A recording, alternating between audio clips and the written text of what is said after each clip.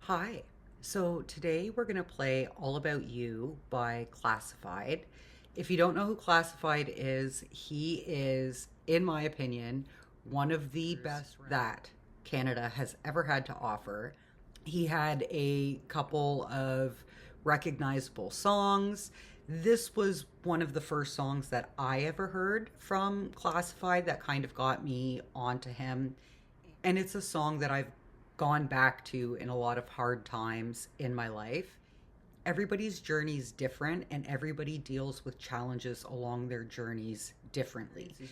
And the experiences you have up until the point of those challenges also help you cope with those as well. About him is you can tell that he's there for the music. He's not there, like he says it in a different song. I believe it's No Mistakes, which is the song that I actually wanted to play, but there was no tab for it. So No Mistakes is actually my absolute all-time favorite Classified song. In No Mistakes, he says something along the lines of, he's not into the interviews or photo shoots. It's just not something for him. And you can tell, and I like that, and that's not very, very common anymore. I think it's one of the reasons why I like Classified as an artist, because he seems very, very grounded and rooted as a person, and I think that reflects a lot in his art. There is only 6 chords in this. I did a couple dry run throughs, and it is kind of easy. It is fairly repetitive for the verse and the choruses. Most of the progressions are the same every other line, and they kind of alternate back and forth. So I think it's just going to be a matter of getting into the cadence of it, but that's what practice is for. So come along for the ride. And this tab doesn't have an intro on it, but the song has a bit of an intro, but it's a guitar. So we're just not going to worry about that right now. I know I've said this before, but there's been a lot going on, and I wrote this script and rearranged the voiceovers multiple times. Nothing felt quite right. I had a lot of writer's block with it, so I ended up just scrapping it and doing it all over again. I talk a lot about authenticity, being hopeful, and staying true to yourself, which this song also talks about. And although all of that's important, for this episode, I'm going to focus more on my personal perspective, how that's been shaped, and how 2025 kind of made it all make sense for me in the absolute strangest of ways. Tinfoil hairkerchief theories absolutely included.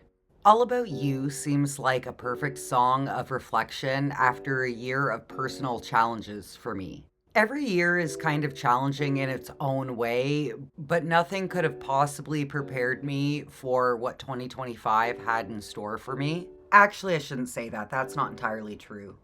It's all about you. So every morning when you wake, before the first step that you take, just think it's all what you make it, and you'll make it through. Because there are aspects of this year that I also feel like I've prepared my whole life for. This is gonna sound strange, but nothing was gonna make sense until I reached a point in my life where the unfathomable became more fathomable, because I wouldn't have even been able to grasp half the concepts that have become my reality. But now in hindsight, I can show a lot of gratitude for a lot of the learning experiences I didn't understand at the times that they were happening, but have helped me navigate the situation that I'm currently in. If that makes sense. Funny how life works sometimes. The irony is definitely not lost on me.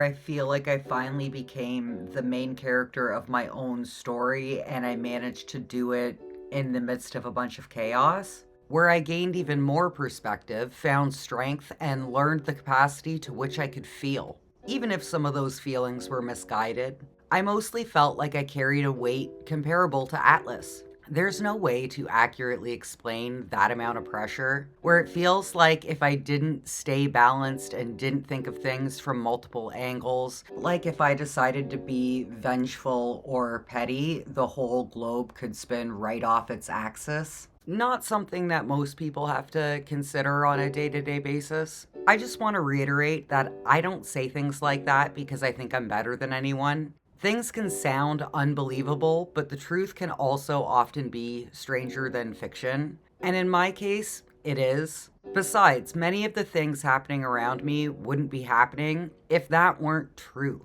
I've found it really interesting that a lot of the reaction that I've gotten to my situation is it's just too much to happen to one person. My argument, though, is that's how it was able to happen. Also, it's called gang stalking because it's pretty extensive and a larger scale. So it's usually a many versus the one situation, which usually results in the one being called crazy and people trying to institutionalize them. Kind of like people have been trying to do to me for the last little bit. But it's been worse this year than the 2 previous years I'd been saying that it was happening to me. But not a lot of other people necessarily see it that way because it's not something that you would commonly hear about. Like, it really just sounds unbelievable. So, while seemingly feeling like I have to balance the weight of the world, try finding out your whole life was a lie. All while people are not only trying to ruin my life for just existing, and messing with my power steering now so that maybe I don't exist anymore.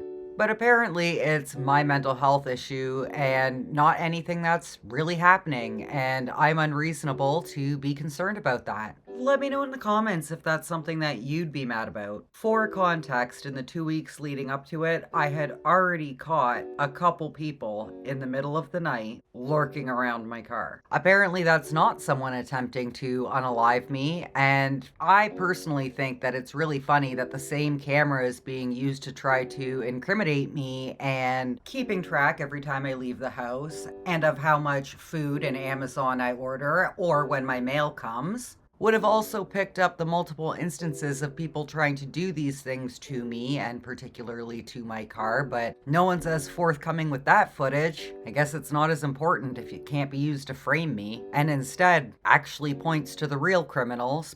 But I guess that doesn't fit as nicely with the whole I'm a menace to society narrative being pushed. You know, whatever. I mean, they keep releasing actual offenders, but I mean, my healing, that's just apparently made me so dangerous. Every morning when you wake, before the first step that you take, say it's all what you make it when you make it through.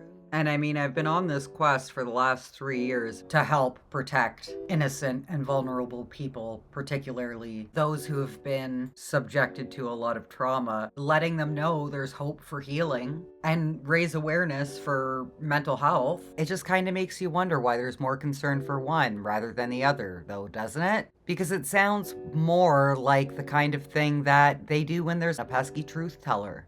I've been told a lot in my life how unimportant and nothing special I am. But when faced with a lot of the things that I've been faced with, I also had to look around and realize that maybe there's something special about me after all. Especially since people seem so flabbergasted at how I've handled such a heinous situation and waded through a bunch of outrageously unnecessary lies put out there about me. I thought it would be a good time to talk about my current existential crisis, which I do still think I'm handling really well considering, but doesn't mean my whole foundation hasn't been rocked. And I'm allowed to be upset and feel down about it in the moment. That doesn't mean fly off the handle, it just means that handling a situation well doesn't mean always having to turn the other cheek to it. But I also say that as someone who tries to talk out situations as they arise and try to gain a better understanding. Most of the things that I get even minorly upset about, I find a lot of other people would be more upset about, so I'm not understanding where the disparity is on this. Life is what you give. It's not about the stupid things you did.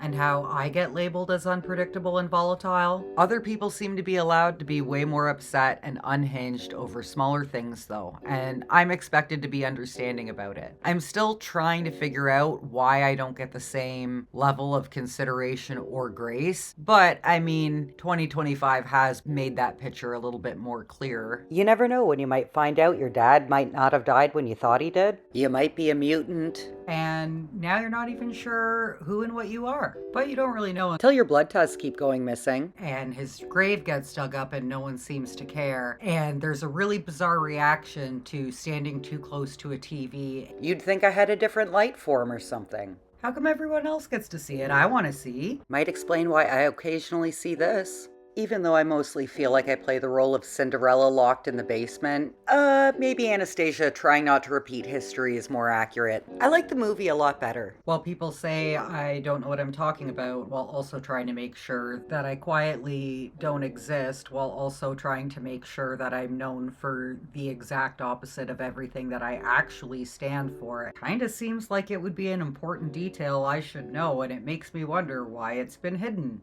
Gone through such extensive lengths to be hidden. And again, when stuff like that happens and continues to happen, it really makes you stop and wonder, what is all the fuss about? Kinda makes you feel like the last of a bloodline being hunted for sport. Because if you ask me, I felt healthier than I've felt since I could ever remember. And if you ask everybody else, I've never been sicker. But also part of the problem has kind of been that in matters pertaining to my own life and my own wellness, no one's been asking me, which is interesting because if they don't ask, how can they really know?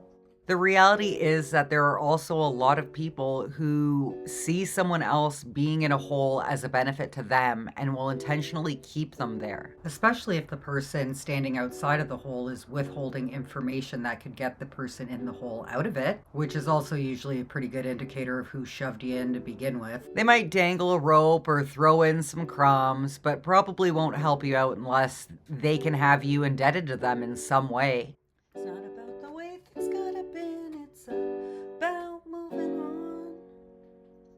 They tend to gravitate towards those in more vulnerable, stressful, or desperate situations. That's when the power dynamic tends to get abused. There are far less people willing to extend a helping hand or help someone back on their feet with no expectation of anything in return. That part applies to more than just times where there are uneven power dynamics. And I'm not saying don't trust anyone, I'm just saying be cautious. A little honesty really does go a long way, and it's important to be realistic about the level of honesty you have with someone, or the level of honesty they're capable or willing to give you in general. To be fair, a lot of the times you may not know, or severely misjudge. At the end of 2025, I can look back and say that I feel like I understand the evolution of my life over the last 5 years a lot better. Lessons I've learned and struggles I've gone through. Not that a lot of it was fun as I was going through it, because it definitely wasn't.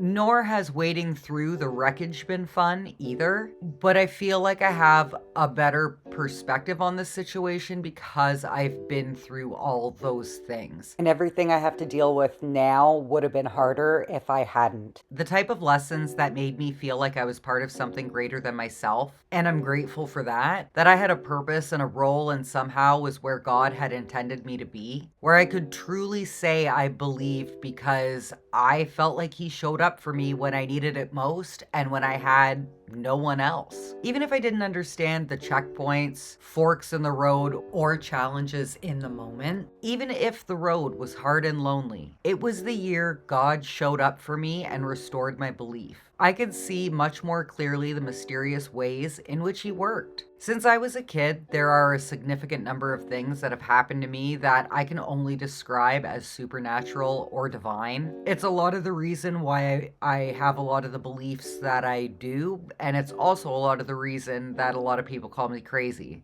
A lot of people pity me, saying that I'm lonely, but I never truly feel alone. But also because of a number of instances where although I was physically alone, I felt spiritually supported. Trust me, I know it sounds like some adult with an imaginary friend shit. It's a large part of why there have been so many attempts to institutionalize me. One of the boxes they try to check for schizophrenia is increased preoccupation with God or the devil, angels, and demons, essentially being concerned about a spiritual war. I will reiterate that I've never actually been diagnosed with schizophrenia, and I'm only making reference to this because through the multiple attempts to institutionalize me this year, directly before every one of them, that is the specific box the people trying to do it to me seem to be pretty intent on trying to check off. When it comes to traits that would come from something that I consider to be more what I call thin veil perception than a mental health issue per se, but totally a tinfoil hairkerchief theory. I'd argue that something's not necessarily a symptom if it's also the result of something that's actually happened. You know, like by the third time I'd almost been abducted in a parking lot by different groups of people, it stops being paranoia and it starts being like an actual concern for your safety, because I wouldn't consider myself to exhibit a lot of other traits within the symptoms of schizophrenia that I cannot directly correlate to something else or some other trauma from some other point in my life. But what if it could be more of a gauge, an indicator of where someone is at in their spiritual alignment? Again, just a thought. What if we're treating something as a mental issue that is really a spiritual issue? And again, I'm only saying that from my personal experience because the correlations made between schizophrenia and me seem to go hand in hand with certain aspects of my spiritual journey. And is a label being perpetuated and forced on me by others, not something that I think I have in any way. I'd argue that they just don't have faith or belief in the spirit world or things beyond our perception or comprehension. And like for context, I do hold myself accountable when I do think that my mental health is slipping a bit. Back in 2021, there was a period of time where I thought I might have bipolar. I did all sorts of reading up on it. I went to the doctor. I did these evaluations and stuff like that. And it turned out I didn't have it. I was just going through a hard time. But working on myself and going to therapy and also reestablishing my connection with God And learning more about the spiritual aspects of things. really helped. And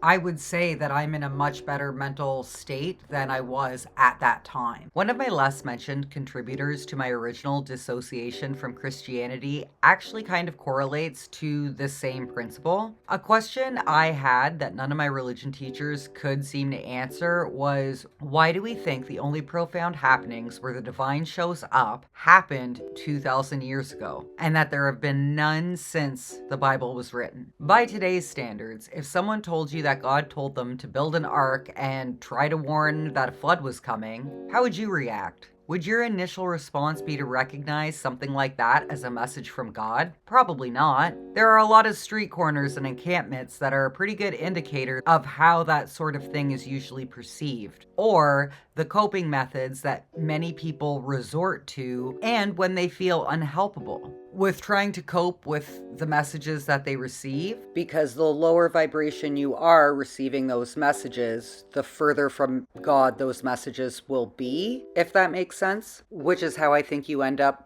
with something closer to what looks like possession rather than as a messenger. It's not to say some messages can't be misinterpreted, but there's less likelihood of that the more attuned you are, or something that's closer aligned to light energy. Because I believe that if you're a thin veil perceiver on a low vibration, you're more at risk for a spiritual affliction. Again, a lot of that is personal opinion, but something I would like to go back to school to figure out.